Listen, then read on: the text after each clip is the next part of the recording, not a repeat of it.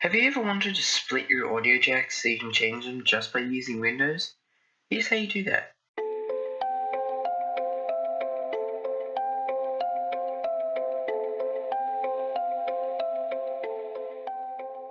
Now, in order to fix this problem, you're going to want to go and find an app that will allow you to change your audio and microphone settings. So, the default Windows one will not allow you to change this feature.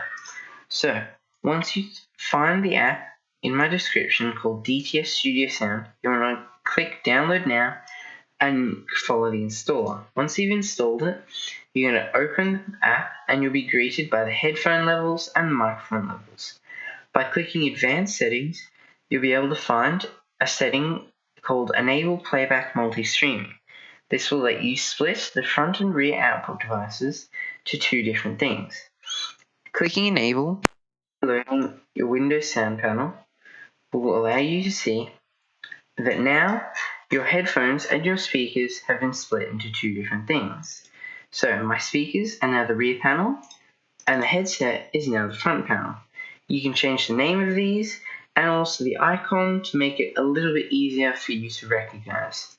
There is also another app by Realtek, but I could not find that one anywhere on the internet. The same thing that I did in DTS Studio Sound should work if you do have the Realtek software. So that's how you split your speakers from being just the front and rear panel to splitting them to just the front or just the rear. So thank you guys for watching. Don't forget to like and subscribe.